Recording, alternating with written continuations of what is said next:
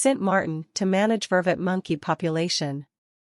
Dutch Caribbean island of Sint Maarten is facing challenges from an invasive species, the vervet monkey, about 450 of them to be exact.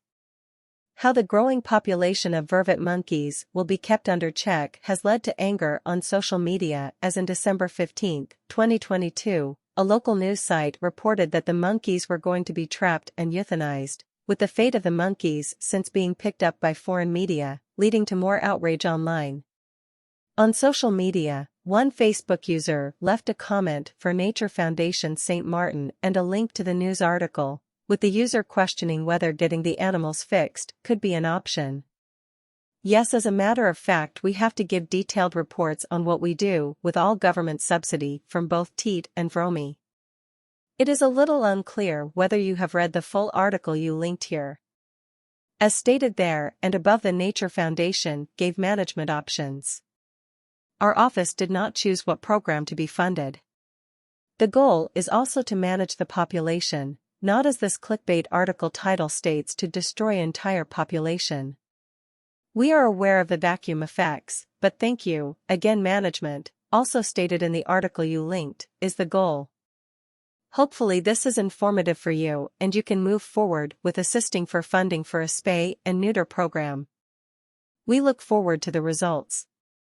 The Foundation proposed 2 management options when requesting funding for these activities, one of which was a sterilization program and one which was a population management program, Hickerson said. This was the original statement issued by Nature Foundation St. Maarten back on December 14, 2022. The Ministry of Tourism, Economic Affairs, Transport and Telecommunication, TEAT, collaborated with the Nature Foundation St. Maarten to support the new invasive species project by providing essential funding. This financial support was used to purchase much-needed materials and equipment and to facilitate training by an experienced trapper from the island of St. Kitts. In 2020, Nature Foundation research estimated that approximately 450 vervet monkeys, Chlorocebus pygerithris, lived in Dutch St. Maarten. As part of the invasive species project, Nature Foundation staff will continue to monitor the population of the species with a yearly survey of the troops. While this survey is not yet complete for 2022, initial numbers indicate a large increase in troop size over the last 2 years. The number of monkeys in St. Maarten will continue to grow if no measures are taken, and the consequences to St. Maarten's native ecosystems will be severe. A recent study from St. Kitts indicates the current number of invasive monkeys is estimated to be 40,000 in 2020, Dorr et al., unpublished, a number equaling St. Kitts' human population. Invasive species wreak havoc on native species, especially in island states. In St. Maarten, the recent pandemic resulted in an increase of homegrowers as well as interest in the island becoming more self-sustainable by supporting local agriculturists. Members of the community that have attempted to grow their own fruit and vegetables as well as local farmers have frequently reported issues with vervet monkeys raiding their crops and destroying their livelihood. Invasive Species Project staff have spoken to many of these stakeholders and hope to alleviate some of the stress placed on them due to the damages caused by this species.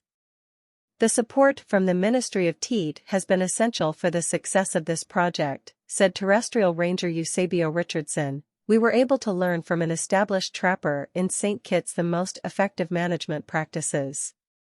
This is key to ensure that within the time allowed we can make an impact and protect the biodiversity of the island. St. Maarten is a beautiful and unique island. Protecting the terrestrial and marine ecosystems should be a top priority.